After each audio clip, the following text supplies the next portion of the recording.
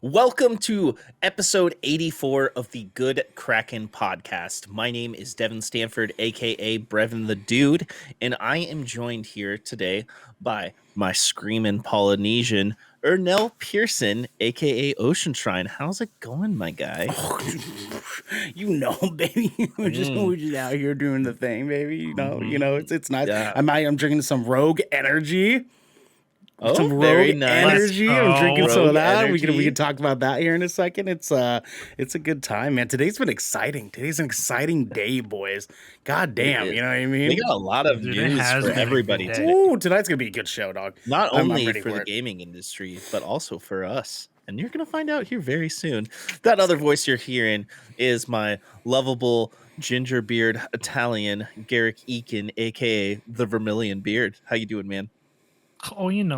It's bussin'. Everything is just bussin' right now. Life is bussin'.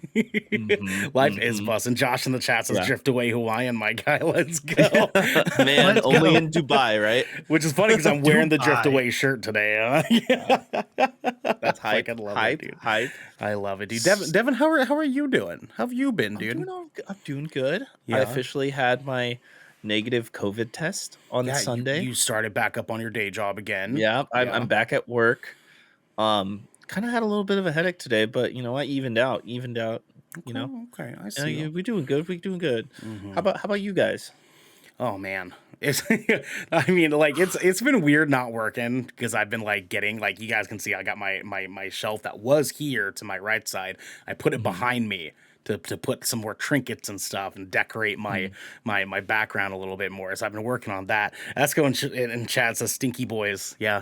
That's us. Dude, speaking of organizing, you guys can't really see it because I haven't gotten my new lighting yet. Sure. But this shelf over here, I sent you guys a little video, but I came across a bunch of my old Xbox 360 and PS3 stuff. So I gave it a nice big display with transitions and stuff like that, and some Nintendo things are up there as well.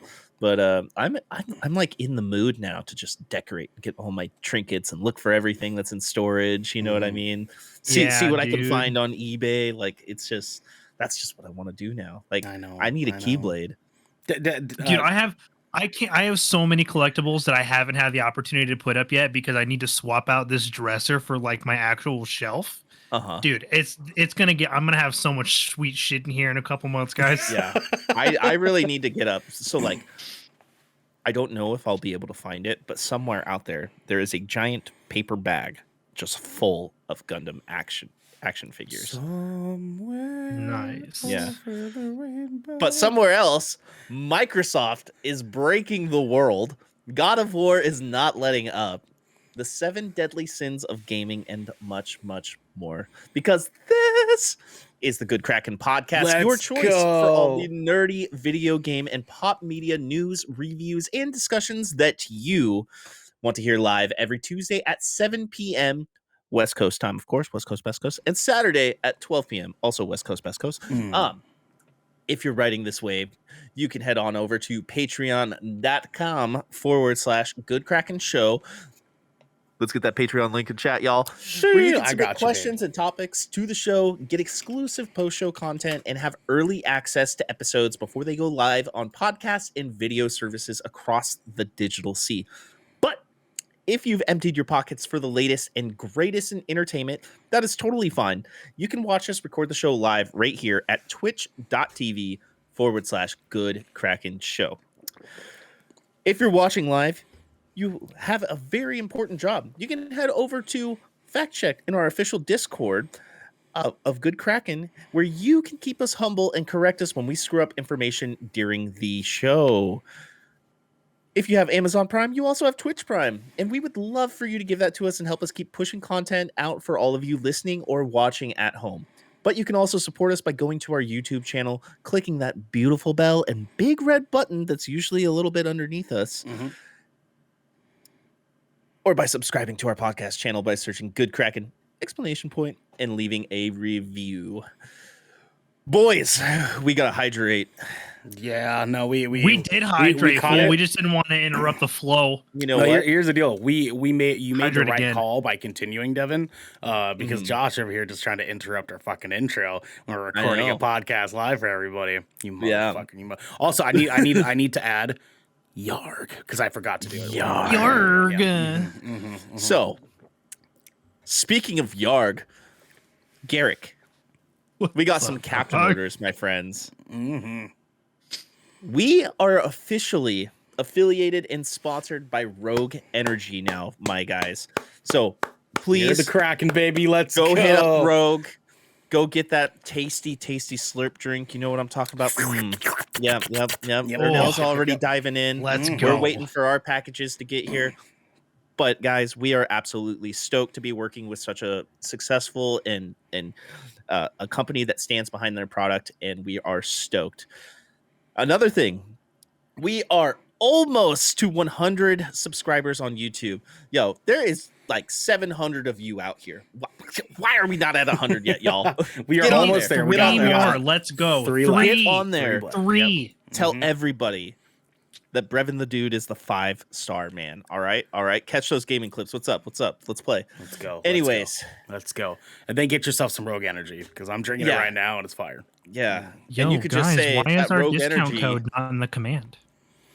Because that link is a hyperlink to give people gateway directly to our code, so they don't even need to type it in. So you're saying Rogue is a gateway? Technology, But brother. speaking of Rogue, they've been making a bunch of little waves for us. So why Yes, don't you hit 'em they with what have, we got coming, baby. y'all?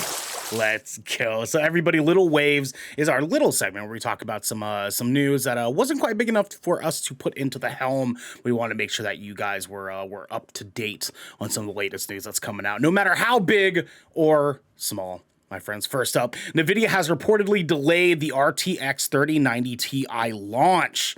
A number of websites have begun to report the delay, with each citing their own sources. Tweaktown sources suggest that RTX 3090 Ti's release has been pushed back, and Video Cards has confirmed this with its own sources, who claim BIOS and hardware issues are responsible for the delay. PC Gamer has also heard from a GPU manufacturer that the release may have been quote-unquote temporarily stalled.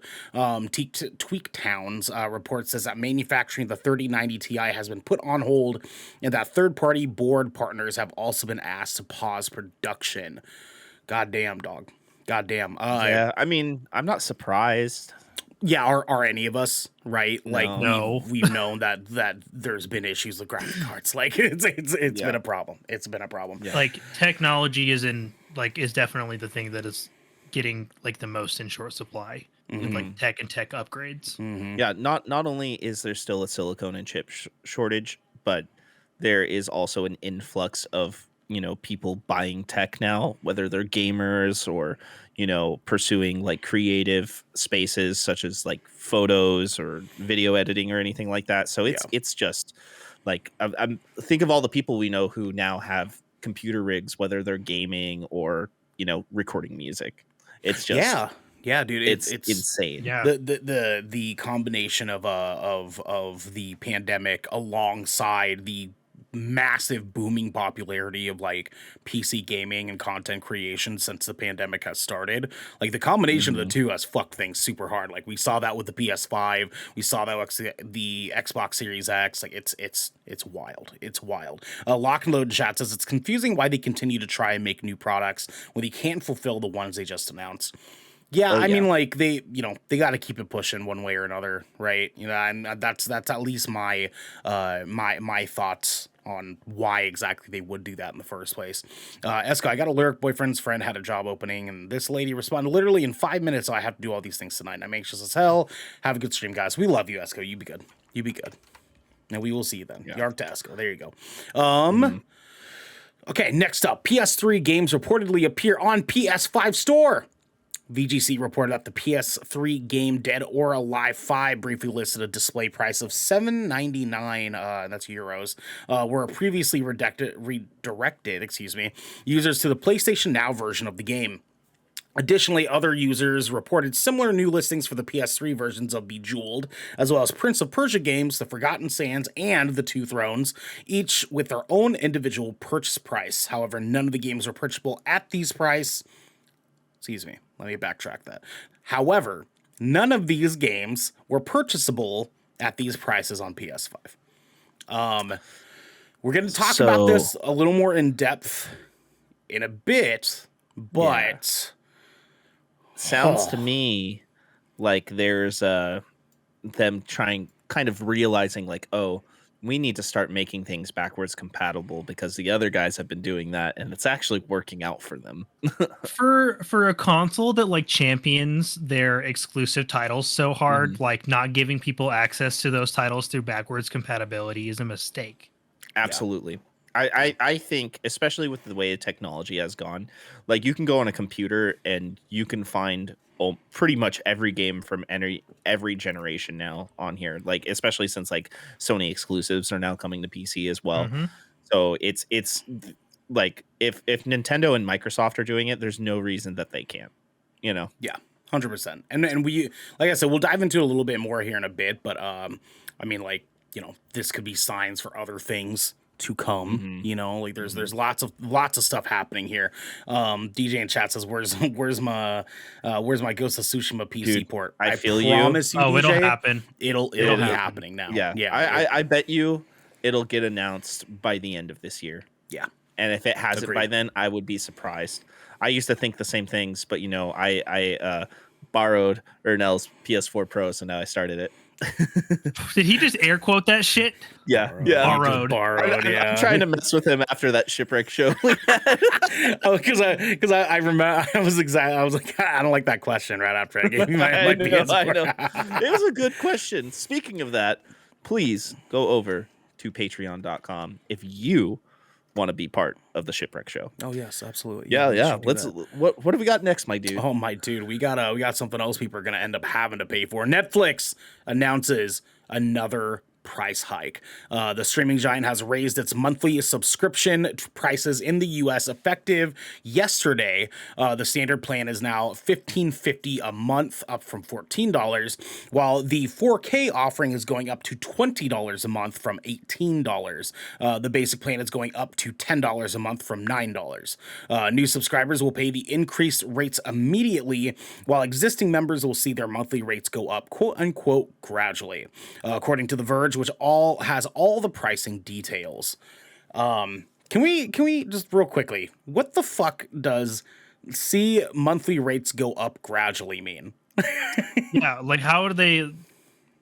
I don't understand. Like I literally like don't like how are they gonna do that? They just gonna like every month, like after like the new price is implemented, just every month they're just going to increase it by $1 until it's up to the new price, or like I don't know, 25 cents at a time or something, you know what I mean? Or is it like they're just waiting a month and then it's just going to change? I don't understand like why you would say that and then not give like any emphasis on how that works. Yeah. You know like, we're going to do this, but we're not going to explain how. Did they explain why, like what like justification they have for the price hike in general? Because they've had so many flops and they're actually losing out on a little bit of money. That sounds like a fucking Netflix problem. You know what I'm saying? No, that's just Devin being Devin. No, they did not give any reasons. I mean, honestly, though, Netflix has increased their price every year since their booming popularity. It's just, you know, they're still trying to catch up after their losses with Army of the Dead. Oh my God. Black Panther Wakanda Forever production resumes as Letitia Wright returns. BBC reports that Wright is heading to Atlanta, Georgia, where Black Panther 2 is filming to finish her scenes playing Shuri, T'Challa's sister. Filming for the movie has not finished yet, but production was halted in November of 2021 as it could not continue after Wright suffered a stunt accident that left her with a shoulder fracture and concussion. Lock and load dying in chat. So there was lots of talk about whether or not Letitia Wright was not coming back because she refused to get vaccinated. There's also lots of talk that like that was just rumors and that she was fine with it. She's back. We're getting Black Panther soon. We're getting Black Panther 2 soon. Like that's cool. We're not going to have to readjust to the new Black Panther or Shuri is going to be or any of that stuff. Like we're just going to see it for what it is. So I do want to say, granted, I want to see them in their roles. I do have to say Disney and Marvel are very good at recasting people. So if they need to. They are. Mm-hmm. Yeah. Mm-hmm. Not that I want to see that happen, but you know. Surreal in chat. Hi. Oh, what's happening, Surreal? What's happening? What's up? Oh, no. Wait. Surreal corrected herself. Said, oh, sorry. What's up, losers? Surreal. Oh, Surreal. Listen, we love having you here, okay? We love having you here. You keep us humble. Surreal. You keep us humble. You keep us humble. And that, my friends, has actually been Little Waves. Devin, what do we have next, my guy? We are now going into the Helm. Let's go.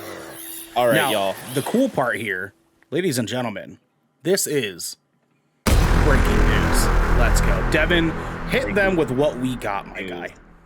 As of today, posted at 5:30 in the morning Pacific Standard Time and 8:30 in the morning Eastern Time. Microsoft closing in on $70 billion deal to buy Activision Blizzard. And this is coming from John Walker over at Kotaku. In an extraordinary turn of events, Microsoft is getting near to a deal to buy Activision Blizzard. The Wall Street Journal reported today. This would not only be one of the most major shakeups in the gaming industry in years, but it could also finally signal the end of its horrendous CEO, Bobby Kotick. Let's go! Let's go! Yeah. Fuck Bobby Kotick! Activision Blizzard has been going through a tumultuous time after widespread issues of sexual harassment and trauma were revealed within the enormous company. Sued by the state of California following enormous exposure of the workplace culture, people have been calling for Kotick's resignation and widespread change at the company, with only battening down the hatches in response from the leadership. Goodness knows what happens to that with Microsoft's announcement today, but they are unfortunately pretending it's not an issue. Microsoft said purchasing Activision Blizzard would make the Xbox maker the third largest gaming company by revenue, only behind Tencent and Sony. The Wall Street Journal says the sale is valuing Activision Blizzard at $95 a share for a total of $68.7 billion, including net cash. Woo, it's a that's wholesale money. purchase, getting Activision, Blizzard, and King, along with many other studios they own, and of course, ownership of some of the biggest licensing in gaming. Microsoft CEO Satya Nadella made everything feel slightly dirtier by describing this deal as playing a key role in the development for our metaverse platforms. Quote, "We are investing deeply in world-class content, community, and the cloud to usher in a new era of gaming that puts players and creators first and makes gaming safe, inclusive, and accessible to all," said Nadella. Thank God he somehow left out NFTs. Am I right? Am I right, dog? Yeah. They make clear that the sale has yet to close and that the companies will operate independently until it does. Of course, this is a deal of such an enormous scale that it will likely come under close scrutiny regarding monopolies and antitrust issues. What's not mentioned anywhere in these statements is current catastrophic state of Activision Blizzard, the ongoing troubles, strikes, and miserable staff. Microsoft has a huge mess to clean up, but if the deal goes through, but perhaps it might mean that mess actually does start to be addressed. So, how big of a dick do you have to have, Phil Spencer, for you to come in here and say, listen, I will fix this in one fell fucking swoop. Let's go. So oh my as God. reported from Jason Schreier over at Bloomberg and IGN's just regular page, they did say that after the deal finally closes, that Bobby Kotick will no longer be CEO and Phil Spencer will be taking over all CEO duties of Activision and Blizzard. Let's go, dog. Oh my God. That right there is amazing. They also said that they're going to restructure leadership and make it a more inclusive and safe environment for developers and other employees. Microsoft said, if you're not going to fucking do it, we're going to do it for you. And you're gonna make us money doing it. Like how, dude, like this. Okay, let's hold on. Let's backtrack here a little bit. This is fucking huge. Outside of all the obviously detestable bullshit we've been talking about for the past year with ActiBlizz stuff, this has got to be historically the biggest video game acquisition ever. This is what's massive. Crazy. What's crazy is we said the same thing about ZeniMax and Bethesda last year. We said the same thing. Yeah. And this is that, but tenfold. They bought ZeniMax and Bethesda for $7 billion. They just whipped out $70 billion to purchase Activision and Blizzard. The craziest thing about this, guys, Microsoft now owns the rights to Crash Bandicoot, PlayStation's first mascot. Yeah. It's wild. Wild to think about. Not only that, it's like, you know, it's almost like from an outside perspective, it's like it seemed like Microsoft was trying to, like, you know, play fair for a long time because they knew they were behind, but they were always like, you know, gaming's for everybody. We believe it to be everywhere. And then, like, this generation, they're like, oh, we're not holding any punches. We're going to take your highest selling game and make it our own now, because Call of Duty historically has been the highest grossing and net game when it comes to sales for PlayStation consistently for years. And if you think Microsoft isn't going to make the new iterations exclusive to their ecosystem after spending $70 billion, you are insane. Yeah. There's no way. It's wild to think about, which actually goes to the question I wanted to actually ask Garrick as my other resident PlayStation guy here. What the fuck is PlayStation gonna do, dude? Because this is huge. This is fucking huge. I've been thinking about this, and I can't think of another, like, even remotely similar acquisition that, like, Sony could pull. Like, I'm sorry, like, Bethesda was huge. Like, the only thing they could possibly square it off would be, like, maybe an acquisition of Ubisoft. And Ubisoft's already got a pretty sweet deal going with Microsoft right now, just trying to get their streaming platforms onto their consoles. Like, clearly there's already networking and, like, you know, there's a partnership in the works there. Microsoft's going hard. The gaming economy is going to change, and, like, the ecosystem of gaming is going to change, because just the idea that some of Blizzard's and Activision's core IPs can, oh my lord, DJ just giving out all, the gifties. Larry coming in with a subscription, DJ gifting subs to people. We love you guys so damn much. You guys are seriously the best fucking community ever. Like, I'm glad that we got the moral acquisition with all of you guys, because you guys are fucking amazing. You know what I'm saying? Like, that's worth way more than $70 billion. In some places.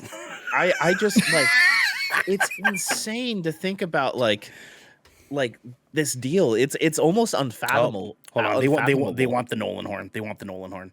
Horny for the horn. Horny for the horn. Let's go. There you go. We should set that up to go off when we get subs. Something similar. I would for our gameplay gameplay streams. For our gameplay streams. There we go. Yeah. I'll try. We'll see if we can do something like that. There you go.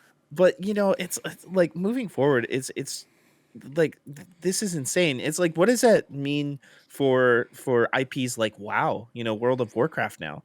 You know, I have some thoughts on that. Yeah, like, for real. There's no way this isn't going to be a Game Pass thing now. There's no way. Yeah, actually, Garrick, what are your thoughts? This is the time to do it, dude. Like, so looking at this, they're going to be in a rhythm. Oh my god! Holy shit, Larry, Christ, give him 10 subs. Oh, Larry, dude. Goodness. We love you so much, dude. What the hell, man? Lord, You did guys are the best. We love you guys so much, dude. I'm gonna cry. I love you guys so much. Dude. Oh, I just want to let you guys know, hit that horn again, hit baby. The horn. Yeah, All right, you guys hit the horn again. For us, today is kind of like a big day. So the fact that you guys are doing that just like makes it even better. Thank you. We've been really excited about today and this week, generally speaking, and just like going into this week, like it like we've been inside celebrating Year of the Kraken, like with all of you guys, and just like getting so stoked about the moves we've been making and having you guys here like supporting us to do that. Like we love you guys. Seriously. Thank you. Yes, thank you a million fucking times over. Garrett, continue. Your thoughts on WoW. Go ahead. So Blizzard, at least from the Blizzard standpoint, StarCraft, Overwatch, and World of Warcraft are like their big ones right now. And Diablo. Diablo ebbs and flows though. But World of Warcraft specifically has a subscription service where you pay your subscription and you can play current modern World of Warcraft, but that subscription also gets you access to World of WoW Classic, World of Warcraft Classic. Well, they just released the Burning Crusade on that on the classic servers last year, with already rumors and plans for Wrath of the Lich King, arguably the best and most popular WoW expansion ever to be released. If they can tie World of Warcraft, dude, I cannot get that fucking word out my mouth. World of Warcraft. If they can get WoW Classic onto Game Pass because Game Pass Ultimate is $15, which is the exact same price as the WoW subscription. If you can get WoW Classic, which is already included in the base WoW subscription, which a lot of people just play that without even playing modern World of Warcraft. Yep. Dude, they will. The classic servers would actually grow. Yeah. Like exponentially.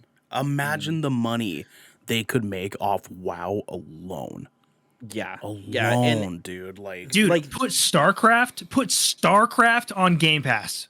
Oh my god. Yeah. So this, if you guys remember during the Game Awards, they had that big push, of Xbox has PC games. Yeah. Check it out on PC Game Pass. You know what I mean? Mm-hmm. Yeah. So they did that big push, and now this is especially with Blizzard, this is going to reinforce the PC catalog a lot. Yeah. Now, here's another thing.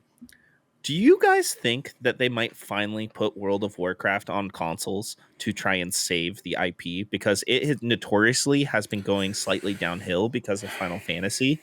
Do you think that could happen? Because here's my thing. Garrick and I were talking about this earlier today, and there are some very successful MMOs that are on console right now. Some of them cross-play with PC and some of them not. I could see them possibly supporting this and coming out with a new UI scheme for the console, like they've done with other games, like when they made the deal with Black Desert and Phantasy Star Online and stuff like that to bring it to consoles. Not only that, you can totally use a mouse and keyboard with an Xbox, no problem. There's even a third-party Razer setup that is designed for Xbox and will link wirelessly to it without taking up any USB ports. So it's I could totally see that push now. If I'm gonna be honest, guys, we're gonna get a new Series X Pro version probably in the next couple of years, and it's probably gonna be on the equivalent scale of a 3080 build. It feels like they're going that direction. It's just turning it into a more of a mini tower PC, because that's essentially what a Series X is. It's just a little tower. So I just put in a poll in chat to ask people, will WoW come to consoles? Asking people in chat there. So let us know what your guys' thoughts are in chat. Let us know if you guys think consoles will be getting WoW, World of Warcraft sometime soon. DJ in chat also highlights a message. Are any of you afraid that with this new acquisition that the price for Game Pass will increase? Where would you price the Game Pass after this massive chess move from Microsoft? I will say yes, but not because of this. Game Pass is just naturally going to become more expensive eventually. So I was talking to our good friend Chase, who plays with us on our Splash Damage shows, about this earlier today, and I could totally see them coming up with a tiered system of Game Pass Ultimate, kind of like what they used to do with Xbox Live with silver and gold and the diamond accounts. I could see them kind of going back to that, especially with the news of Ubisoft Uplay coming to console as well. Granted, we don't know if that's going to be, oh my God, Xander.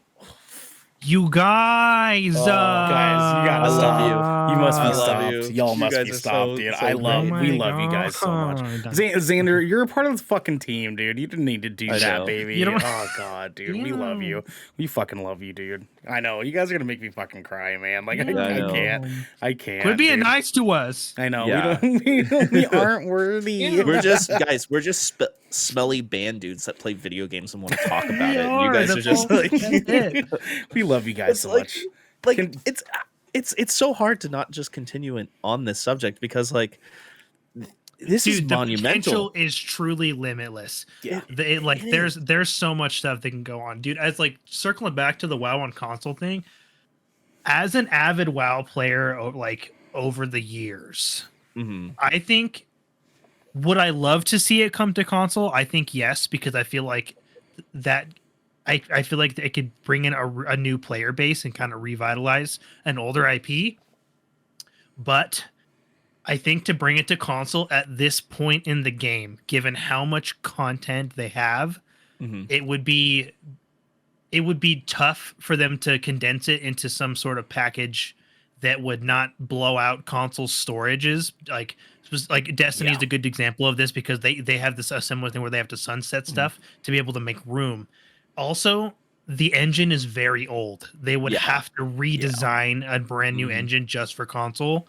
Now, with a $70, with $70 billion being put towards this, is this something that they can now that they've just proven they can afford to do? Absolutely. Whether or not they're going to say it's going to be like worth it for them to like invest in the console side of WoW as a console MMO, yet to be seen. I would love to see it though. I feel like the fact that they have their mobile gaming platform as well now with King, like I wouldn't be surprised if Candy Crush can just get the funds in to like help like move these kinds of things along. I have a question for you guys. What's up? What's the we'll move on likelihood? after this. Yeah, what's the likelihood that we see a StarCraft MMO? No, You don't think so? it's just not. It is not what so grounded in its RTS community. It would never break away. Yeah, it's not what the community want. It's not what their fans want. People thought the same thing when WoW came out, when they were announced that they were doing that, because traditionally Warcraft was the same kind of game. To be fair, we have seen the Warhammer 40K series branch out into action RPGs and be successful in that environment. So. And that's also a fairly popular RTS, so it's possible. And it's possible. What the Unlikely, crazy though. thing, sorry for cutting you off, but I have to get this off my chest too. It's like that the same thing that they've talked about multiple times with Microsoft is all these studios, they have them work together now. So it's like it's not like just Blizzard is going to be working on these things now. These IPs can move around. Like what if Obsidian is going to make a StarCraft style RPG or something? You know what I mean? It's not saying that they are or will. It's just that they can do that now. They have 30 game studios, guys. 30 now. Yeah. My reasoning for thinking that they won't do it is actually on a different hand here. The last StarCraft game flopped really, really, really, really fucking hard. Chat 2? also thinks that WoW will come to consoles. But we will see. I thought StarCraft 2 was super popular. No, StarCraft and IP is popular, but the last StarCraft game did not do well. It did not do well. It flopped really hard in sales. Like, people just weren't that interested because the last time we got a StarCraft game was a really long time ago. And since then, people have just moved to other RTSs. They have no need for StarCraft. I don't think that there's a love for that world the way that it used to. Not to mention, too, a large part of why StarCraft was successful was because WoW became what it did. So it's hard to say for me, but I don't know. It's there's a lot to wrap our minds around here, right? We could probably spend an entire podcast talking about this one subject because there's so much 100%. Here to unpack. I got one thing. To say super quick. Give me Tony Hawk's Underground and Underground 2 remaster, please. Because they now own give me Thug. IP. Give me Thug back. Give me Thug, my guys. That's my Tony Hawk dog. And also bring back Guitar Hero. Let's do it. Let's do it. Dude, I would play the shit out of Guitar Hero. Let's go. Right? Let's go. I need that in my life. DJ in chat says, like, my brain can't even comprehend the potential of this move. It's That's exactly it, dude. It's exactly just it. insane. We could dissect it all night easily. Yeah. Easily. Ernell, What's up, baby?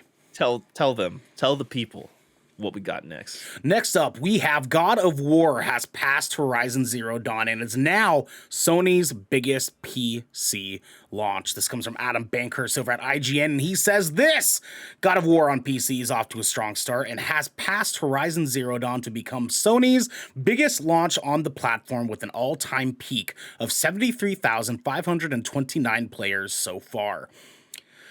Jesus Christ, that's a lot. The stats were revealed by SteamDB, a site that tracks Steam's data, and it revealed God of War reached that number on January 15th, one day after the once PlayStation exclusive arrived on PC. God damn. Furthermore, God of War was the best-selling game for the past week that ended on January 16th, and it held off Monster Hunter Rise, Ready or Not, Elden Ring pre-orders, and more. Prior to God of War's arrival on PC, Horizon Zero Dawn had the highest all-time peak for a Sony first-party game at 56,557 players. Days Gone, Sony's second first-party release on PC, topped out at 27,450 players. Sony's focus on putting some of the biggest exclusives on PC appears to be working out in its favor, and God of War director Cory Barlog revealed that PlayStation's own studios were key in convincing Sony that it was a, quote, really good idea to make this happen. Barlog and Sony Santa Monica studio lead UX designer Mila Pavline also shared how bringing God of War PC allowed them to not only take advantage and experiment with the increased power of PC, but it also gave them a chance to make it an even more accessible experience for all types of players. In our God of War PC versus PS5 performance review, we said that, quote, this PC port offers some nice boosts over PS4 Pro release, it scales well, and although impactful on hardware, it gives you the choice of increasing resolution, quality, frame rates, and even aspect ratio over what PlayStation consoles offer, end quote. Yeah. My favorite part of that is Cory Barlog saying that we as studios have been trying to get Sony to do this for a while. So that was an interview he did, and he talked about in this interview, I believe it was with Jason Schreier, actually. He did this interview saying that like the first party studios of PlayStation had to like hit them up and be like, guys, like we need to be doing this. We need to be doing this. And so like they're like, do you like money? We like money. We know you like money. Let's do this. And honest to God too, like bless Cory Barlog's heart because he's such a wholesome fucking perfect human being, giving us some of the most amazing games we've ever played. Bless his heart for just letting that out and being like, look, like PlayStation, like they eventually had to just listen to us. Like we tried telling them for so long, and now look, they're reaping the benefits of it. Yeah. I mean, do you guys have any deeper thoughts? Like, does this do anything for you guys, or? Sony first party games day one on PC, please. That's it. That's my thought I think process. this is going to be a step in the right direction. I don't think we're ever going to get those exclusives day one.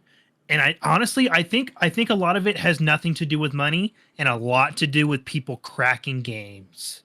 So, on that note, we do know that Forsaken, one of their next new IPs exclusive to PS5, is coming to PC day one. You are correct. Yep, on Epic Game Store. Yep, you're right. Day one. It is. Yep. Now, I think this is actually probably there's not too much crazy here to say, but this leads beautifully into our third story. Devin, what do we got here before we move into that, though? So, before we move on to our last story, I want to remind everyone that they can support us over at patreon.com/Good Kraken Show, where they can get early access on this episode before it goes public. And you can also write into the show and get this episode ad-free. But if you're hearing this, they probably aren't on Patreon. So for now, here's a word from our sponsors. Sheesh.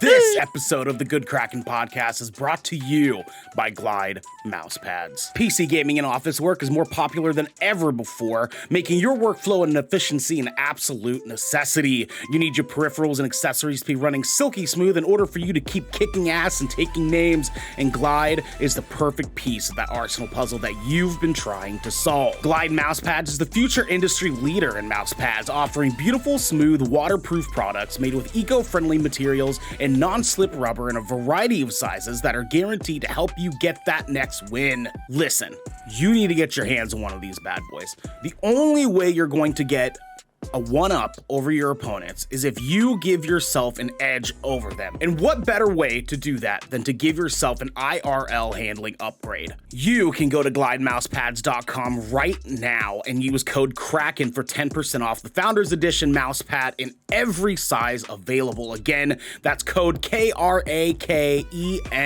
Kraken for 10% off any Founders Edition mousepad today. Ladies, thadies, thents, and gents, our next sponsor is Rogue Energy. If you're anything like us here at GK, you were probably up late last night. You got up out of bed this morning. You were still tired. You don't know how long you were gaming for. It's a catastrophe. But what you do know is that good old cup of joe just ain't hitting the same way that it used to. And now we've got a better way of waking you up before and during your next gaming session. Rogue Energy is a low-calorie, no-sugar energy formula that is the perfect alternative to sugar-filled canned energy drinks and sodas.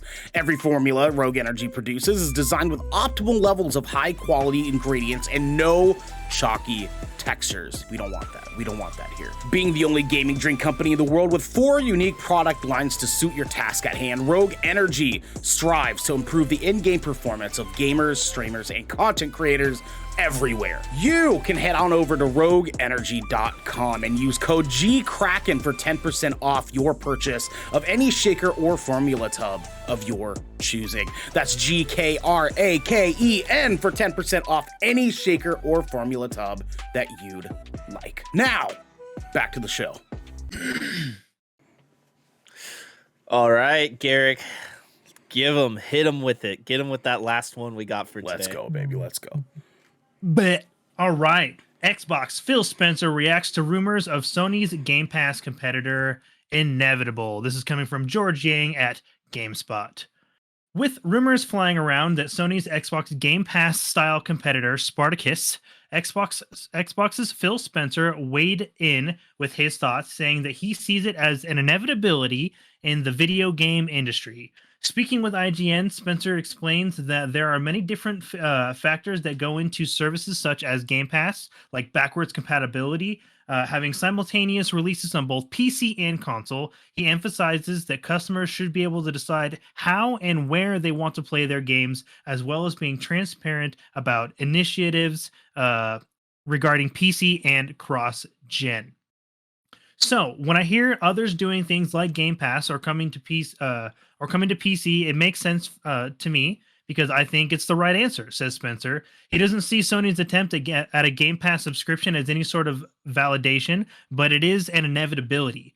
The initiatives that Xbox is pursuing are advantageous. Advantages. There you go. Advantages. You're good. It has the industry currently. And so the platform holder is also continuing to innovate, as well as being the first one to try out new approaches. I like it because it feeds our energy on what are the next things we should be working on as we continue to build out things that we've done in the past. Spencer continues, because I think the right answer is to ship great games, ship them on PC, ship them on console, ship them on cloud, make them available day one in the subscription, and I expect that's what our competitor will do too. Sony has recently been pulling PlayStation Now gift cards from retailers, fueling speculation that its Spartacus initiative will be launching soon.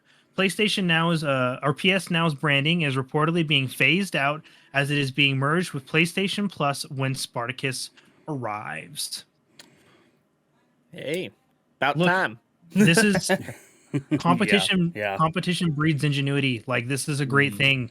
It's going to be like, if they can make this work in a PC setting where we can get PlayStation exclusives through a subscription service on PC, people will drop dollars on that shit for real. Like just for the access to the exclusives.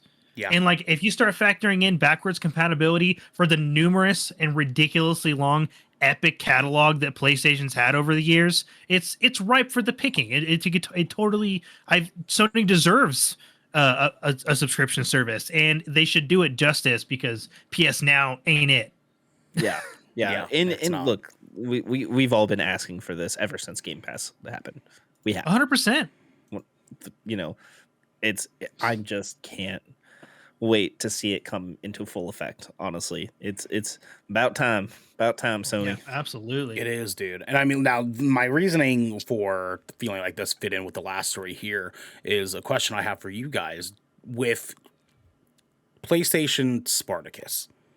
Do we think this is going to be a 1-for-1 competitor versus Game Pass? Like, do you think they're going to take the Game Pass formula and use it the same way, or are they going to do something different? I think. Go ahead, Garrick. I think they're going to initially try to do something very similar to Game Pass, and then they're going to understand that they missed that boat, and then they're going to need to pivot into something that is uniquely them. And I think that's probably, and then once they start doing their unique thing, Xbox is going to be like, okay, now we can start looking at their, our competitors' model, and they can start picking and choosing the services that they enjoy from one another's platforms and start integrating it into their own work. Honestly, this is just like, nobody should be threatened by this. This is a dub for gamers all around. Absolutely. Big time. And who knows, maybe, especially with this most recent acquisition, maybe we start seeing some deals between Microsoft and Sony. You know what I mean? Because that is a huge, they took away some of the biggest games. Now they own some of the biggest IPs out there that have been some of the biggest IPs in the last 2 decades, so this move, I'm not saying anytime soon, but this can start like the bridge maybe of exclusives not being a big thing and more of you benefits depending on the hardware that you're using, Sure. And that's a very big if, but who knows? Yeah, it's hard to say, right? Because like I want them to do what Game Pass is doing, but as Garrick was saying, it's like I can't see that being a successful formula for them. Like they're gonna have to do something that's PlayStation specific, just as long as it's not PlayStation Now, because that was horse shit, right? Like, you know what they need to do though to like even compete. They have to put first party games on their day one. Yeah, that's the only way that they'll have absolutely. That's a must. Yeah, at this point, that's what's has Xbox backed into a corner, or has them backed Xbox is putting too many games on their service day one for like if they just start putting old games on there like what they're doing with PS Now, it won't work.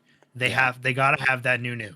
Yep. Yep. Unfortunately, it's just, oh my god, it's the possibilities for this are as well as endless. You know what I mean? Yeah. It's there's some wild things going on in the gaming industry. It's a good time to be a fucking gamer, dude. It's as weird enough as it is because of like obviously the issues of the pandemic and like getting PS5s, getting Xbox Series X's. Like it's surprisingly pretty fucking good time to be a gamer. Dude, like it's like what a better time that we can think of where we're getting games day one on fucking Game Pass. We're getting games that look beautiful on PS5. We're getting PC access to first party PlayStation games. Like we're only leading into somewhere that just feels like video game paradise. You know what I'm saying? Like how they how they explain in the video game Bible. It's just like well, it's like I remember when I was telling you I feel this like this energy of bliss now because I have a Switch and the PS4 Pro here now and the Series X and a PC. So it's like I can play wherever I want to play now. You know what I mean? Yeah. And I feel that. Yeah. And it feels so good, to like, oh, that looks tight. Let me go try it. You know what I mean? You feel like the Inspector Gadget of video gaming. Yeah. It's just everything's there. It's all there. And yeah. It feels great. Like I can watch Pornhub on all 3 of my consoles. It's wild. At the same time. Let's go, dog. Devin, what do we got next, my guy?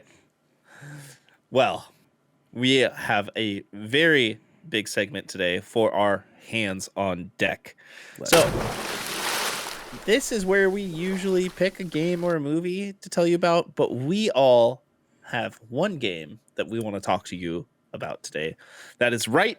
We got a code from Pop Media today, each of us, to try out Pop Agenda. Pop Agenda. Sorry. Yep. Pop Agenda to try out Nobody Saves the World. And this game, very, very fun. Very fun. Mm-hmm. I had a great hands-on first impression. I was actually playing with our good friend DJ Simfix in chat. And guys, can we talk about Diablo like real quick? Yeah. Yeah, dude. Yeah. I mean, like that's kind of like what the game like kind of did right for me. You know what I'm saying? Oh, we got a new chatter in chat. Mean Green to Fiend. Surreal told me about this. So I've been eyeing, listening, seeing what's up. What's happening, Mean Green, dude? Hello. Yeah, so we're talking a little bit about some video games. Hope you're here for the ride. Welcome to the family. Welcome in. We're here to have a damn good time. I hope I hope you enjoy the energy. You know what I'm saying? Let's do it. Yeah, no, this is. I'm actually probably gonna hand this over more deeper to Garrick because he's sort of like the big resident like dungeon crawler fan here. But what I will say briefly is that like that's kind of what it hit to me was sort of a cartoony, fun, oh my god, Sander, cartoony, fun, like outrageous version of Diablo that like it had some stuff in here that was like very promising. Like I felt real good about this game. Silky smooth. Gameplay was just absolutely just like way more smoother for an indie game than I had any expectation that it was going to be.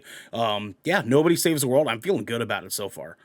Yeah, and you know this is coming from Drinkbox Studios. Mm-hmm. They also made Guacamelee as well, so yes. They got quite a good repertoire in this field of gaming. They've been killing it. Garrick, let's hear your thoughts, my guy, because you're the one, dude. You're the one. Let's hear from our indie king. Well, what are your thoughts on this one? Real quickly, you mind if I just give some quick details about this here game? Let's go. Okay. So as Devin mentioned, this game is developed and published by Drinkbox Studios, developer and publisher of Guacamelee.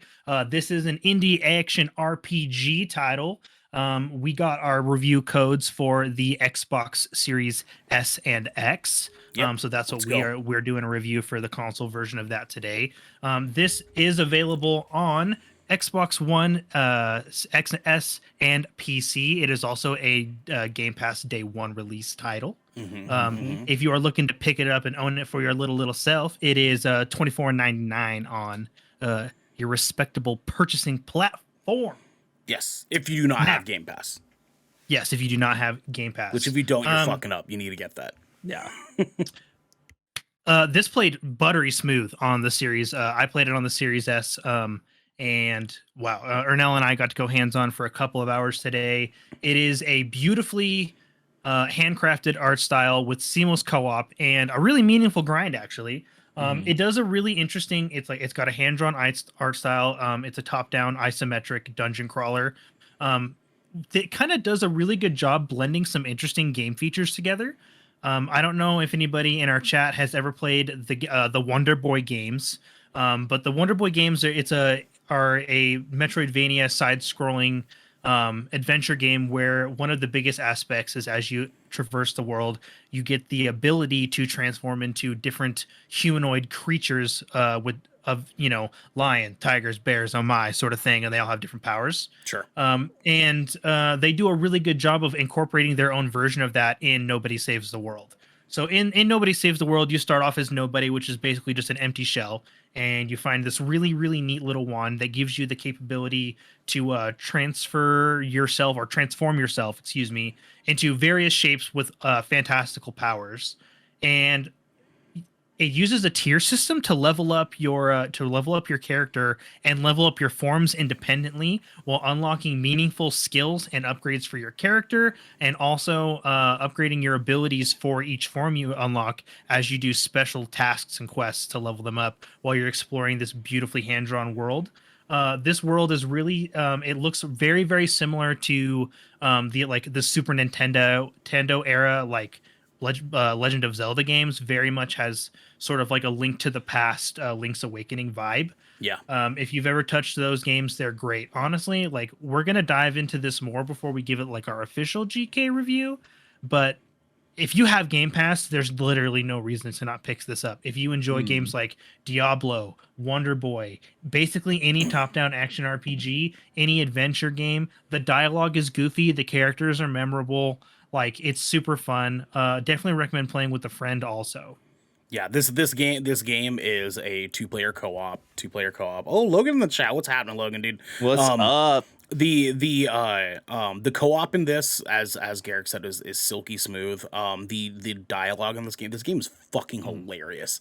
This game, me and Garrick were dying for the few hours that we played this. It is all Logan with subscription. Thank you, Logan, baby. Thank you. This horse does not care about your problems. Dog. This game was hysterical for the few hours we played, and like we cannot wait to get our hands on more of it. Like it's gonna be a damn good time. I actually was gonna ask you guys too if you guys would be interested tomorrow night when we're playing Rock and Stone, Deep Rock Galactic. Oh my god, Logan even knows the joke. Let's go. Let's go. After we play Deep Rock Galactic tomorrow for a little bit, if you guys wanted, if you guys in chat, if you guys us here at GK wanted to, we could transition to doing some of this game. It's obviously just 2-player co-op, so we can have a couple of us play, and then I can just like hang out and stream the show or whatever. Something like that. We can figure it out.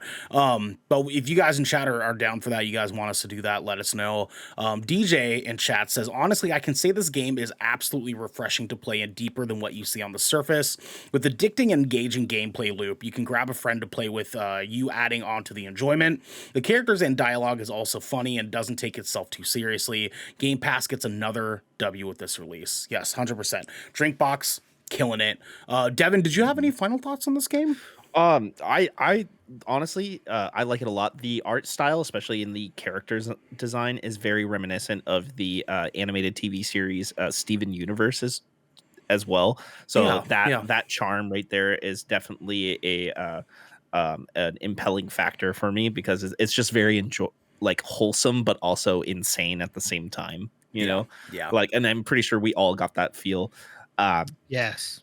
Yeah, the gameplay loop, like DJ said earlier, is very addicting because it's all about leveling up your skills constantly to like traverse through the world as well, which is also just like Zelda, where you unlock items like the grappling hook or the power glove. Yeah. The tasks in the game are really simple too, and basically just designed to encourage you to try out the different forms you can take. Yeah. And all of the forms have their own unique skill sets, and like you get like cool stuff that like basic classes like your archer or your ranger and your guard, which is a warrior class. But the first thing you get to transform into is literally a rat. Yeah. And you just munch things. You just munch things. You just gnaw. And like each form has its own unique abilities and stats that adjust the way you have to play, and it encourages you to think strategically, but also if you wanted to just go full ham into a class, you could, and still mollywomp on something and still get a good experience out of the game. Well, and the best part too about it is that I was mentioning this to Devin, like the thing that really made me enjoy that form class system in this is that they sort of make it function less like a class system and more like a weapon system, where it reflects very similarly to how Devil May Cry functions with weapons, because you can just hold the right bumper, and you have a form wheel where you can just actively change into whatever form you want to as you're doing combat and stuff. It's obviously not as smooth as Devil May Cry because that's at the click of a button, but this, like, you're actively changing different forms just to kind of take on like whatever type of enemies that are coming your way. If you're surrounded, you can turn into the Guardian. If you need to get traverse faster, you can turn into the Rat. Like there's a few different forms here, and like the way that they handle those transitions, I thought was really dope. Yeah. Have you guys so the way they transition the powers, have either of you guys seen an anime called Fairy Tail? No, I've looked at it before, but you guys are killing me. Well, anybody in the chat, if you guys are anime watchers and you've seen the anime Fairy Tail, the way you switch your forms functions almost exactly like Urza Scarlet's requip ability from the show, like deadass. That's good to know. I hope someone in the chat ass. catches on to that. Okay. DJ says the level design with the dungeons are also pretty cool. Yeah, the dungeons are procedurally generated. That was a fun detail that we came across just from a player mentioning it. And then me and Garrick were like, "Oh wait, is it that?" Yeah, an NPC brings it up. They're not procedurally generated. They do use a tile set. Okay, sure. But they are randomized. Yeah, a tiny bit, kind of like that. Sure. Okay. Yeah. Okay. Yeah. Guys, play this game. Yeah, Like, it was a lot of fun. Is this game on Unity? I don't think it's on Unity. I think it is just on Game Pass and Xbox, like Microsoft Store, I believe. You want to fact check us on that, Garrick? You want to double check on that? I'm pulling it up right now. Lit, baby. Thank you. Yeah, guys, play this game. It's fun. I think my favorite part about this game is that it is sort of a cool sight to see what indie games are feeling like in this new generation, because this game feels like a new gen indie game, and that was the most interesting to me, like how smooth and snappy everything felt. Your character, it's sort of like this 3D 2D thing, that your character is sort of like just this flat character on it, but like they navigate things in a 3D sort of way. And it felt silky smooth. We had no server issues. The multiplayer is super simple and easy. I think my only complaint really about this one is it's not even a complaint. It's just a critique. I mean, like it for me, it doesn't, like, I don't know, it doesn't feel necessary. There's not a lot of accessibility options in this game. Just kind of like looking at the options like thing, it was really just a slider for music, slider for sound effects, and what was the last thing? I think it was like, I got you. The only thing that I really, outside of the accessibility, the only thing that I really want to see them do is make it more than just 2-player co-op. It'd be really nice to have dude, it this be a game would be 4-player so co-op. much fun with 3 or 4 players, dude. Seriously. Garrett, do you have any like things that you wish it would do better? Or? No, honestly, everything feels really good. The combat feels snappy. Graphics are really smooth. I want to dive into it more because I'm curious to see how the class progression is, or the form progression is later in the game. Because traditional with most ARPGs, the end game is really where like class progression begins. And I'm curious to see if these guys are going to stick with more of a story-based formula, or if they're going to have that extra something at the end game for the players who grinded up like all their their classes. So that's where I'm going to see, because like just as like a dungeon crawler ARPG like looter player, I want to see if there is any end game content and what that's going to look like. So we'll see. Okay, sick. Did you get facts on Unity? Is this game on Unity?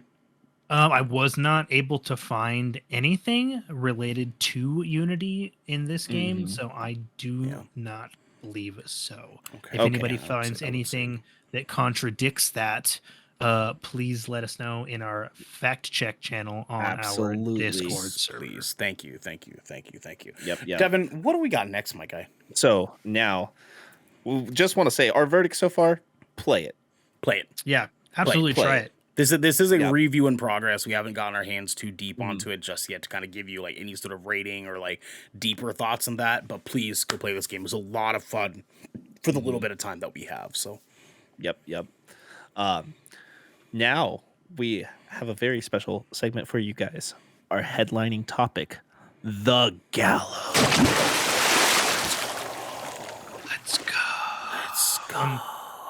I'm really excited for this topic. Oh, this is gonna be fun. Dude. Absolutely, this is gonna be fun. So speaking of which, what are we I did send you a little quick message real quicker now if you want to check that on Discord. But other than that, y'all, today we are talking about the 7 deadly sins of gaming. So we are each are going to pick 3, going from the smallest sin to the biggest. Then we will be ranking them. Now, we're going to do this in a roundtable discussion format where we are all going to go and say one at each time. Now, Ernell, I want to ask you, what is your first deadly sin? Oh, cool. So you want me to go first here? God damn. Okay. Let's see here. So, real quick, if I may ask, what's our criteria for this? What are we working on? It's just any we're trying to find the 7 biggest sins that a gamer can commit. It's just like the big no-nos of gaming. And it could be anything. It could be anything that you feel is just gamers should just not fucking do. They need to stop. There's out here being heathens, you know what I'm saying? And then afterwards gonna rank them from the, like that's sure to the like ultimate gamer sin, being the 7th ring of the gamer hell. Xander, welcome to the Gallows, you filthy scallywags. I love you, Xander. I love you, dog. I love you. Cool. So the first one I'm going to say is, and also chat. You guys, please let us know what you guys think are some gamer sins too. We love to hear from you guys when we talk about these headlining segments. Logan even says picking up loot or ammo that you did not earn is a good one. Yeah, for shared loot games. Oh my god, that was straight up. I'm not gonna lie, that was one of mine. Yeah. I'll just say that is my first one because Logan just hit the nail on the fucking head. That's gonna be your first one. Okay, all right. Garrett, do you want to pull up a notepad for me? Do you want to pull up a notepad so we can list these off, my guy? Absolutely. Thank you, baby boy. Thank you. I will say my first gaming sin is going to be stealing someone else's kill. Ooh. I think now if it's an accident, sure. But I think if you just blatantly saw your homie just crack the fuck out of the enemy and you just peg him with a sniper rifle, you a bitch. I hate unless you. it's a battle royale game because you need to survive. Sure, that's how I feel. It's a different story if it's like something like what? DayZ, some shit like that. If it's a game that's like you're just dependent on your whole team just like winning rather than personal stats like Destiny PvP or something like that. That's a whole different story. But yeah, stop stealing your homies' kills, please, for fuck's sake. Jesus Lord. Who's next?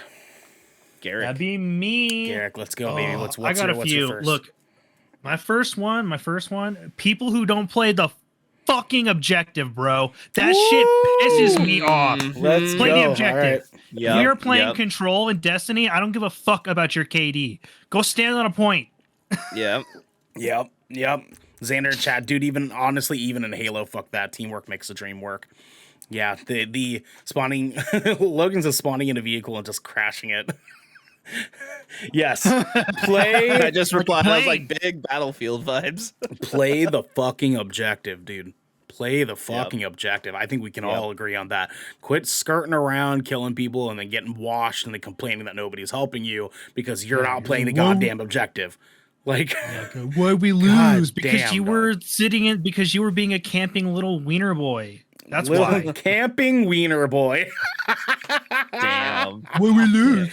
Camping wiener boy. Devin, what is your first gamer set? So I'm going to play off of what Logan said earlier because it was one of mine, because there are lots of games that we've played with these instances, especially with battle royales, picking up loot or ammo that you did not earn. Bro. There was somebody I used to play with in PUBG who did that all the time when I would get the kill. And it's like, dog. It would just make dog. Me so mad. And then they would like hoard like the healing supplies and everything. It's like, come on. It's just like, you're like, just be better at the game, please. Yeah, I can feel that. I can feel that. It's surreal. Highlighted a message in chat saying no. Surreal, such a fucking gremlin, dude. I love it. Yeah. Let's see. Reed, also, Reed, hi. Welcome in, dude. Hello. I hate people who never play the objective. If I'm on the objective, I have the right to bitch about you being 30 miles away when I die. That's true. That is facts. Amen. You do have that right. And you also, if you're not playing the objective, you give up your right to complain about anything. If you're not playing objective. If you lost, you might as well just considered it your own fault. Yep. Yep. Because you weren't playing the objective to win the match. Like, that's on you. Exactly. I like what DJ just said too, giving the most egregious call out unironically. He's over there, or he's one shot. Actually, that was going to be kind of my next one, is not using call outs in multiplayer games. Tell them about it. Yeah, I think if you're playing any sort of multiplayer game that is at all competitive, even just slightly competitive, you need to be doing some sort of call out. If you're not helping your team, you're holding them back, right? It's like, and if you're holding them back, it's no longer fucking fun. Nobody wants to have to unwillingly carry their homeboy because they can't get it together. Even if you're saying someone's on me or I'm getting shot, like something, say fucking something. You know what I mean? Like give us some form of information here. Otherwise, we can't do anything. Yeah, just that's give a little radio info. silence and you dying around the corner and then like turning your mic on, being like, "Bro, why didn't you do anything?" And you're like, "Because you didn't help. Like, I can't help if I don't know what's going on." Oh, chat's bringing up ping too. Let's see. Reed, hold on. Reed, don't play game modes with objectives if you want to run around and get kills. Yep, that's true. At least ping if you can't call out. Josh, fucking ping if you can. If you're going to be like right here. Yeah. Yep. Yes.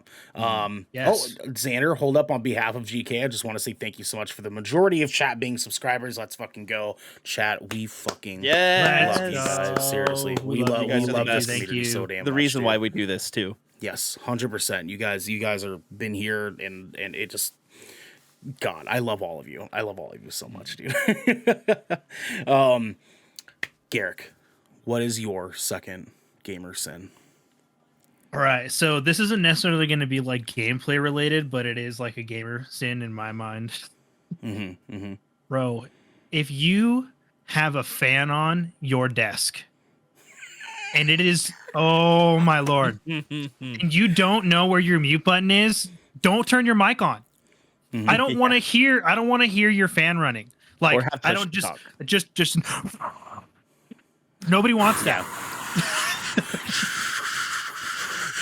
Use push to talk at the very least. Yeah. Like at the very least. Like bro, come on. Like don't be turning your crappy little $5 Walmart desk phone on full blast while you're trying to like cool yourself and your PlayStation down at the same time, okay? Like I'm not about it. Yup. I'm telling you, dog. That's it. Yep. That's the one. At least have it like on push to talk at least. So if you do hear the fan, it's only for a second. But it's hilarious when people do that, and it literally sounds like they're super far away, but you hear the fan at the same time. Yeah. You know what I'm saying? Yeah. And like, also, it's my only fan. Oh my God, Josh! Can we also have like an asterisk in that one? Please stop playing music out loud if you're like on a comms with other players. My Lord. Fucking God. Actually, this... God damn it, you guys just keep naming off shit that I was going to talk about. So my next thing that I want to say, I was just go for it. It's your turn. Into this. If you're going to look at TikToks or Instagram or Twitter and you're playing videos, mute your fucking mic. Mute your fucking mic, bro. I don't give a shit what video you're watching right now. Yeah. I don't fucking care, dude. I don't care. Just stop. We don't want to hear it. We don't want to hear your phone conversation. We don't want to hear TikTok going off. You know, we don't want to hear it. You know what I'm saying? We don't want to hear it. We do want to hear your partner yelling at you because you're being a lazy asshole. That's tight. That's always fun. Yeah, no, keep that shit on you always. Always. Yeah. Exactly. Yeah. I just want to mention Josh said music is fine on DayZ. So just quick reference in DayZ, when we want to troll people at their bases, we'll play funny songs over our in-game chat, like outside their bases. So like, you know, we rickroll them or something. But But anyways, mute your fucking mic if you're gonna look at your phone. Mute your fucking mic. Mute your fucking mic. Mute your fucking mic. Mute your fucking mic. Jesus Christ. Yep. Okay. All right. This one, our third round here. Okay, it's gonna be our last one for each one of us. Okay. Okay. And this is gonna be the one I feel the hardest for. All right. Stop contacting developers because you didn't like their game. Stop contacting video game developers, whomever it is, because you didn't like their game. Suck it the fuck up and play a different game. If you don't like the game, stop playing the fucking game. Again, if you don't like the game, stop playing the game. Please, for fuck's sake. They don't care if you don't like it. Okay? They don't care. Stop playing it. Stop contacting them. They don't need to hear from you. Leave them alone. If you didn't like their game, you weren't their target audience, and that's fucking fine. Period. Leave them the fuck alone. Leave people in the games industry the fuck alone. Leave them alone. They don't want to talk to you. Yes, Surreal. Unfortunately, people fucking do that. It drives me all insane. The time. It drives me fucking insane. Not even just video game developers, but people that just work in the industry. Like, did you guys see what happened to Alana Pierce the other day? Oh my lord, dude. Dude, she has been targeted so much over the last year. Dog. I'm so over it. Stop, fucking stop. Let's catch up on chat here really quick. Okay. Let's see. Rouse exceptions. For fucking real. Asterisk, if there's a bug, report that shit. Makes games you love better for you and everybody. Yes, please do reports. That is the way you're supposed to fucking handle it. Send reports. Yeah, do it professionally through the forums that the game developers have requested that you use. Yes, and do not be an asshole. Yes, don't message them fucking directly on Twitter because you're pissed off that you didn't like Call of Duty. It's Call of Duty. It's the same fucking game. It's the same game. Quit crying and stick to Yelp. Thank you, Josh. My last one is more Valorant specific. Stop boosting in Spike Rush. I don't play enough Valorant to know what that means, but I'm sure Devin knows what you're talking about. No, I don't. Nope. Okay. But yeah, if you just hate the game, don't contact. Exactly. Wait, what happened? I love Alana. So Alana, yeah, Garrett. Someone edited a picture of Alana onto a fake porn mag cover, and then minted it as an NFT. Sold it as an NFT. Yeah, just unbelievable. Disgusting. That's dude. It's fucking gross, man. Like the fucking video game fandom is just out of just ridiculous sometimes. Absolutely ridiculous. Garrick, what is your biggest deadly sin? So I don't know if I want to take the original one that Devin and I were discussing earlier. I know. Yeah. I saw your message, but there's also another really good one that I want to consider. Hopefully it's not what you were thinking, Devin. Look, don't be a gatekeeping piece of shit.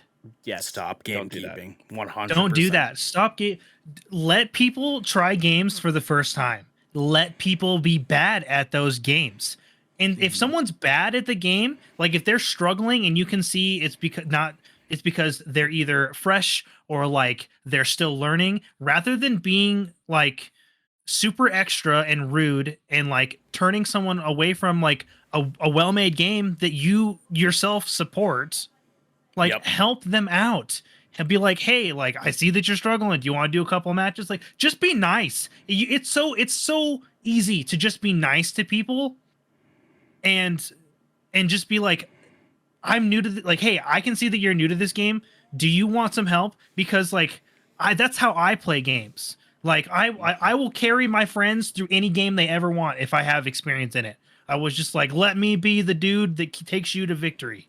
But like people that gatekeep like hard titles like Dark Souls games or at competitive FPSs or Monster Hunter, like it's just like stop. Like we get it. Those games have a learning curve and it's okay for those learning curves to be there. You sucked at 1.2. Yeah. It just falls in line as don't be a bully. Like I play Daisy a lot, as everybody knows who comes here regularly, and that game has a huge learning curve. Massive. And I'm constantly showing my friends how to play this game through. I did it with Josh, doing it with Logan, done it with Vandal, just to name some of our regulars here in chat. But don't be a bully, dude. Yeah, like let just people be like what they nice to like, people. And let people try things. It's fucked up when you put people down and make them feel bad just over a video game. Yeah. Let's go to chat here really quick. Let's see. Reed, gatekeeping is bad in every community. Your job as a veteran player is to help your community flourish, not to tear it down. Yes, 100%. 100%. Josh, let people play video games. Fucking around and finding out is the best way to find out if you like the game or not. Quit being like, quote, oh, you're starting out, fucking rookie, blah, blah, blah. True. Surreal, I'm a bully to you. You are hardly a bully, but you are hardly a bully to every person ever. No, I feel like Esco is ruder to you, but Surreal is just Surreal's out here just like tearing my fucking spine out. Literally nothing, but Esco knows how to get a rise out of you. That's it. Video games are a gateway and therapeutic. Yes, absolutely. Video games are my relaxation time, but definitely playing off these last couple ones. Don't be a fucking creep to women, and don't be misogynistic. Oh, Jesus fucking Christ! Yeah, let's add that to the fucking list, Garrick. Add that to the list. Jesus, women play games too, and it's not weird, and you shouldn't make it weird. Like you don't make it weird. It's not. There's no reason for it to be weird. You're making it weird. All you're doing is turning someone. It's just like gatekeeping. You're just turning somebody away from a good thing because you don't have the emotional capacity to be an adult. Yeah. Or just like it doesn't matter if you're an adult or not. If you're a kid, like dude, you should not be saying like derogatory, weird, sexual themed things to women on video games. They are there for the same reason. They just want to play a game and enjoy it and hang out with their friends. That's it. That's all I want to do. They do not want to hear you talking grossly about them or tell them to go make a fucking sandwich instead of playing a game. Like they do not need any of that. It is disgusting, the talk. We see the videos on TikTok and stuff. Like we see it happen to people. I mean, look at what happened to Alana. Like it's just gross. It's just gross. And that's just one example. That's just one example. Like we see it many every day, seeing these poor fucking women that play video games not feel like that they're safe to play video games because gamer dudes are fucking disgusting. Okay, hold on real quick. In general, surreal in the chat. Literally, this actually makes me like super upset. Yeah, she was just like, she said, "This is why I stay on mute. You shouldn't have to. You should be able to interact with the community of the games that you play. Yep. You should be able to show up and feel just as safe as any other dude gamer on any other lobby on any other game, and you should be able to talk and enjoy yourself and feel safe and have fun. There's no excuse for that. Just be like that breaks my heart. Yeah. Yeah. Period. It's like my partner Sierra. She's a gamer. She plays a lot. If people hear her on there, if she's playing any multiplayer, which she hardly does because of this kind of thing, she's just like very, very like put off by just toxic communities in general. She's been harassed horrendously before in online gaming, whether it be like Among Us or anything like that. It's just gross, man. It's just gross. Disgusting, dude. Yeah, I think we can all agree on that one. So, Garrick, what'd you label that one? Stop being sexist, racist, and misogynistic. Yeah, don't be a creep. There you go. There you go. Yeah, I like that. I think even better, probably just don't be an asshole. I think don't be an asshole is a pretty good one for that one too. I feel like that one falls in line with the gatekeeping. Yeah. Okay. Don't be an asshole. Cool. Yeah, I like that. So Garrick, let's hit off what we have here. What do we have on this list here? All right, so we got 3 choices each, as everybody knows. So Devin's sins for gaming were picking up loot you did not earn, mute your mic if you're going to be on your damn phone, and don't be a creep / weirdo. Yes. Ernell's 3 sins were kill stealing, not using callouts in multiplayer games, and stop contacting developers if you disliked their product. And then mine were not playing the objective, having your fan on the mic, and stop gatekeeping. Cool. So let's start from the bottom of the list here, okay? Of everything. Oh, Esco's back. Hi, Esco. Hello. Welcome back, Boo Boo. Hello. Okay, let's start from the bottom here. The least deadliest of these deadly sins. So the seventh sin, huh? The seventh sin. The number 7 sin. I am putting up my vote for.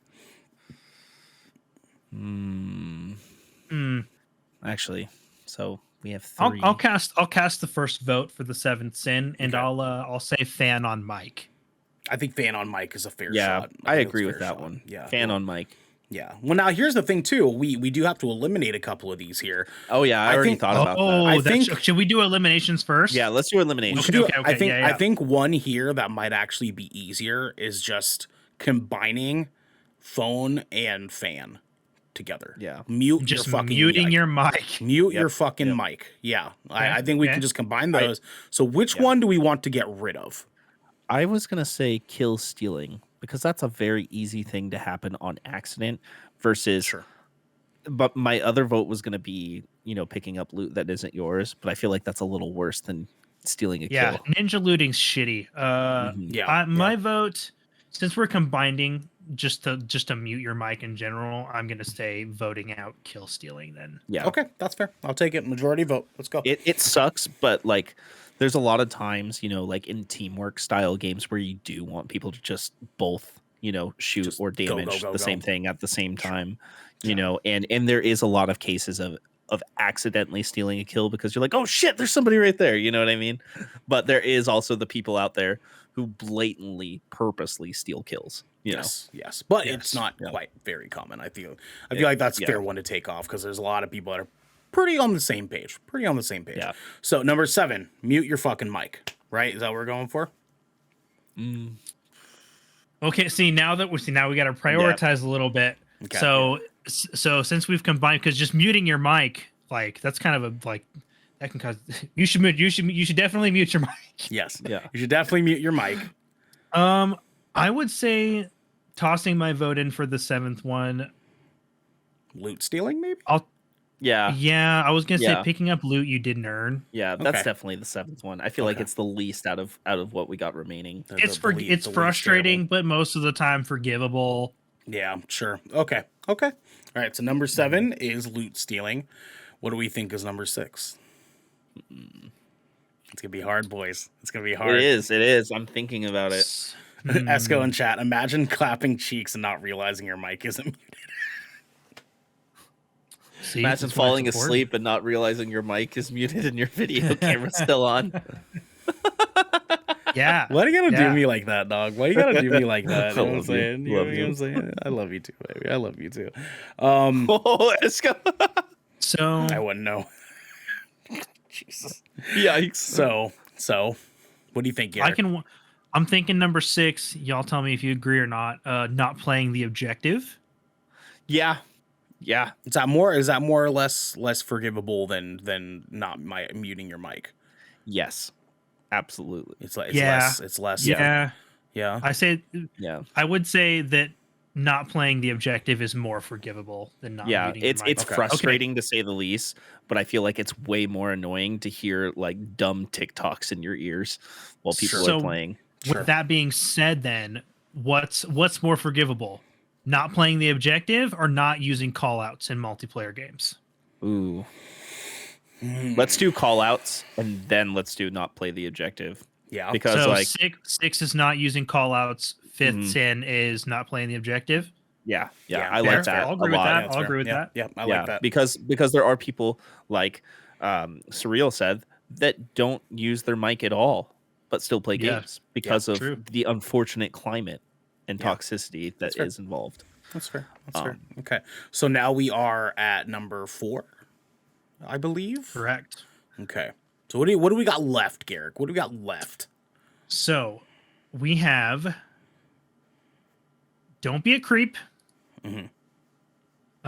Stop contacting developers if you dislike their product. Yep. And stop gatekeeping.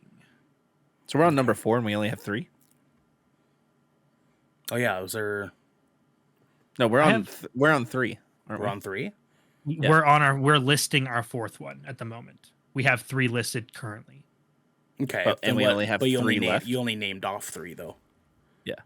So we've got. Yeah, those are the ones we have left because we combined mute your mic because we combined 2. We combined 2. Which 2 did we? Yeah, and then got rid of 1. Yeah, that should have. But that should still only be 7 because we named off 9. Yeah, we named off 9. You know what I mean? We combined 2 and eliminated 2. We didn't eliminate 2. We eliminated 1, but that's still 3. Did you delete them? Did you delete them? No.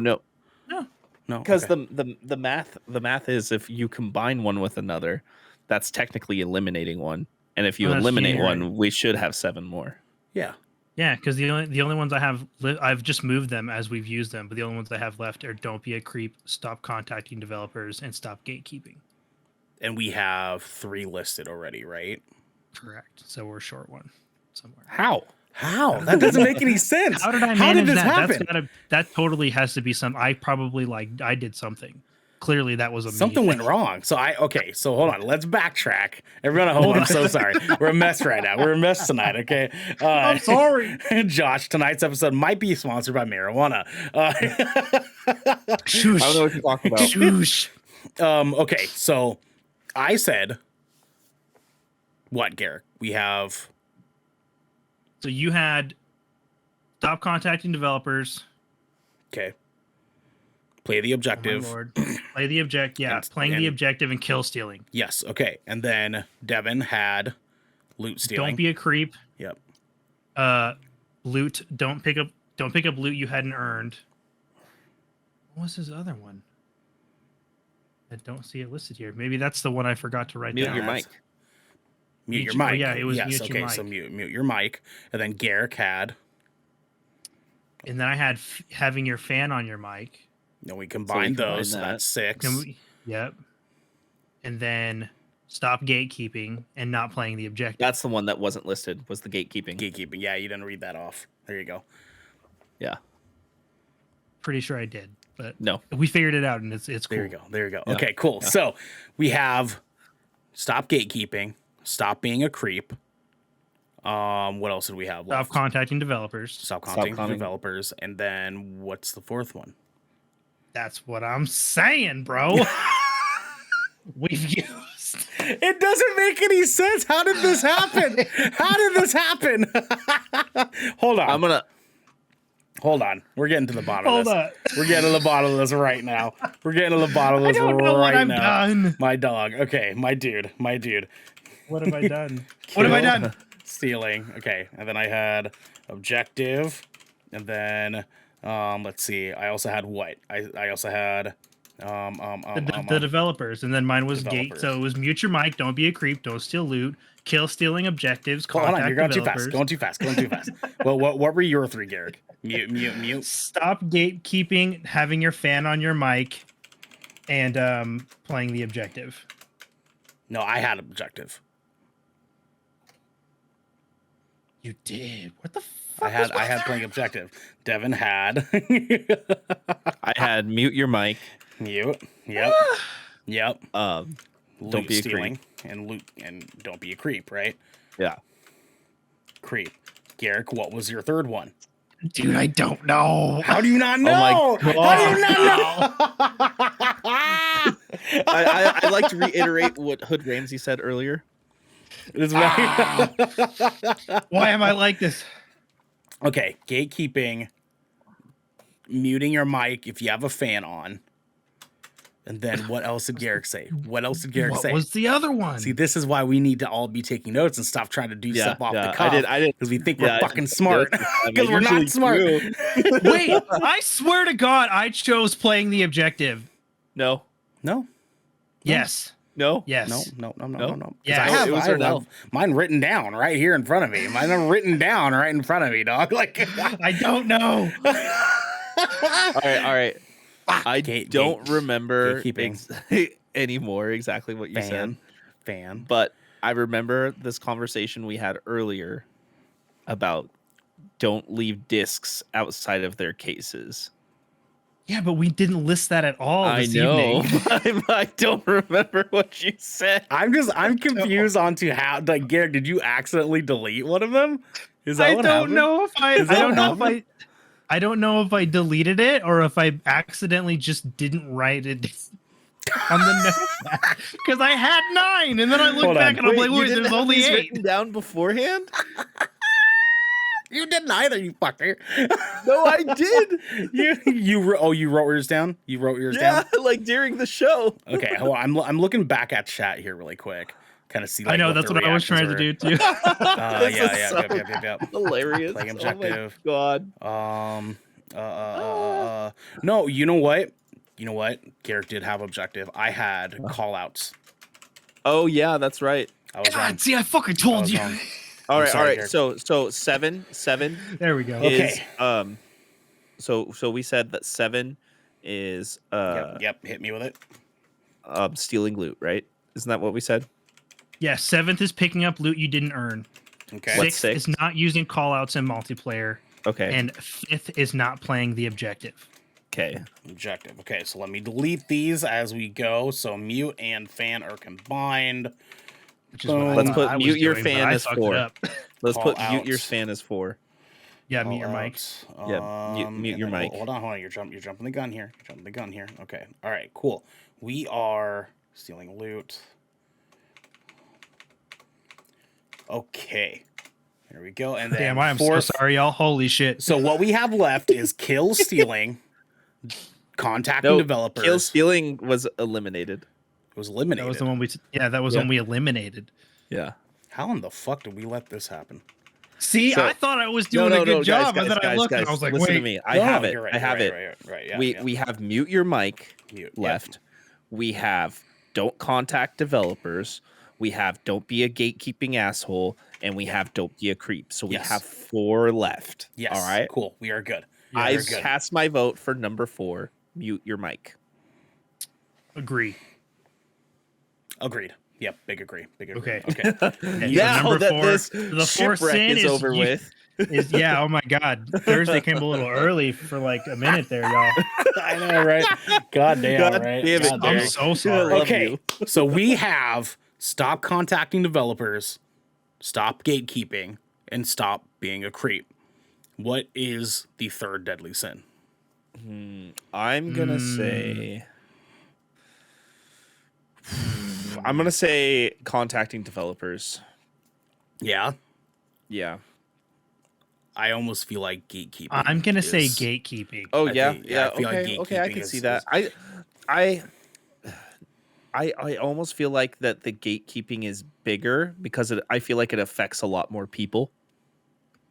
Personally, Yeah, I think I that was there's- weighing severity because people have said some incredibly out of pocket shit to developers. that is true. Yeah, like death yeah. threats and stuff like that. Yeah. So yeah, you know what? I'll agree with you guys on That's that. fair. Okay, cool. Yeah. So Yeah. gatekeeping.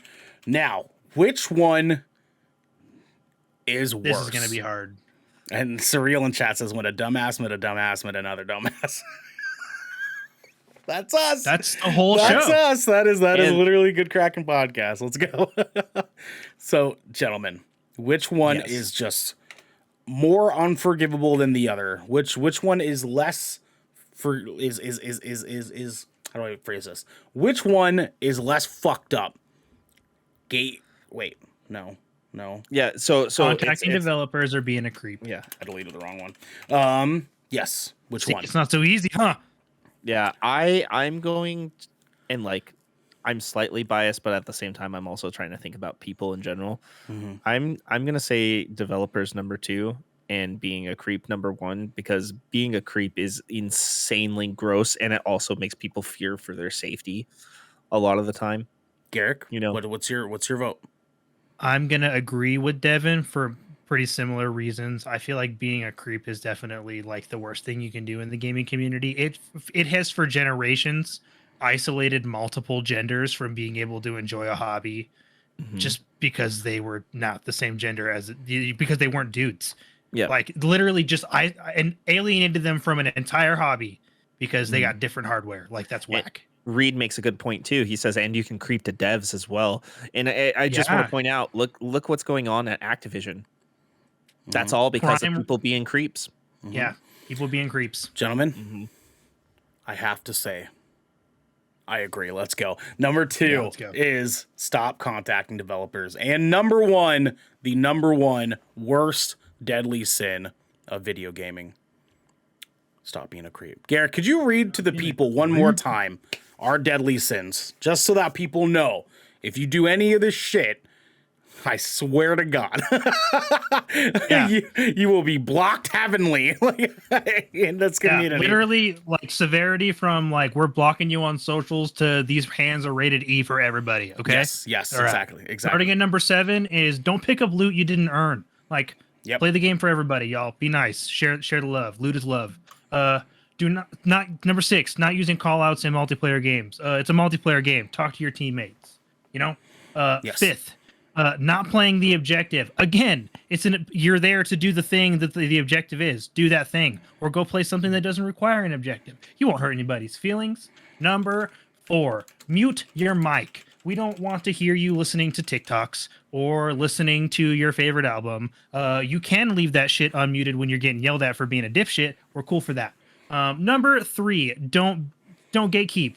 Everybody should get to try new games. Everybody should get to try new IPs. Accept everybody into your community. Be helpful, kind, and courteous. Number 2, stop contacting developers if you dislike their products. They are people too. Just stop contacting them. Period. Just stop contacting them. Just don't contact developers. Like if you have use official forums if you have something, if you have feedback or critiques for devs. Use Reddit, use their official emails, be professional, be nice. They're people too. And then number 1, this is where it comes to these hands are rated E for everybody. Don't be a creep. Don't be a creep. Don't alienate people who are different from you. Whether by sexual identity, gender, race, anything, just don't do that to people. Don't make people feel unsafe in the gaming environment. Don't do it. Period. No ifs, ands, or buts. Unacceptable. Period. Let's Absolutely. do it, gentlemen. Don't do it. It's disgusting. Gross. Dog. It's nasty. It's nasty. Don't fucking do all that. Don't do all that shit. It looks like here, Devin, just give you the heads up. Fact check is clear and clean. We are good to go, my guy. I just pulled it up myself and I was checking that. Please, guys, if you see something that we said that was wrong or if we're not up to date on, please use our fact check. We need to. Please. If please, that ever happens, please just let us know.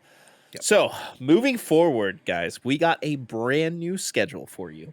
Tomorrow at 7 p.m., we are playing Deep Rock Galactic, and we are doing a multiplayer stream. So, I know the 3 of us will be there, and I think our friend Hood Ramsey. I think Josh might join us if he's free. Yeah, we can make that happen. We can make that. Rock and Stone. I love Rock and Stone, and the other thing that we say all the time. Yes. I'm telling you. Yeah. The things we cannot say live on twitch.tv/Kraken Exactly. Show. Exactly. But Thursday, we are doing the Shipwreck Show, and we are doing a live recording. Do we got this? Is it sorted? I got it figured out. Woo! Perfect. We are good. Good. With that being said, go to patreon.com, subscribe, come hang out while we do our Shipwreck Show. Friday, we are doing Splash Damage, and we are going to playing the brand new Rainbow Six Extractions. That's right. Rainbow Six Extractions comes out day 1 on Game Pass this Thursday, and we are going to be playing the hell out of it. It's going to be lit. This Friday night. What's up? What's up, Vernell? Esco in chat was like, check my suggestions right now on Discord. And I went, Esco says, one of these days you all wear a hat that isn't black. Never ever. Jokes on you, Esco. I've worn not black hats on the show. Thank you. It's true. But me, never. Pay attention, Esco. Fake fan. Yeah. Fake family. Saturday, we are resuming our regular content of the GK podcast, and we are going to be talking about our most anticipated movies of 2022. That's right. Let's go. There's some hype shit to talk about too. Let me tell you. Oh boy. Yeah. Mm-hmm. Yeah. Please let us know and come to our Discord, leave comments on the YouTube video. Let us know what you think about the 7 deadly sins and our picks and what you guys would pick as well. Give us a full list of all 7 that you think are important and noteworthy. With that being said, this has been the Good Kraken Podcast, your choice for all the nerdy video game and pop media news, reviews, and discussions that you wanted to hear live every Tuesday at 7 p.m. Pacific Standard Time and Saturday at 12 p.m. Pacific Standard Time, right here at twitch.tv/Good Kraken Show. If you enjoyed the show, you can head on over to patreon.com/Good Kraken Show, where you can submit questions and topics to the show and get exclusive post-show content and have early access to episodes before they go live on podcast and video services across the digital sea. Yarg. That's right, yard. You can also support us by going to our YouTube channel. Please, we only need 3 more subscribers, and clicking that beautiful bell and big red button, or by subscribing to our podcast channel by searching Good Kraken! And leaving a review there.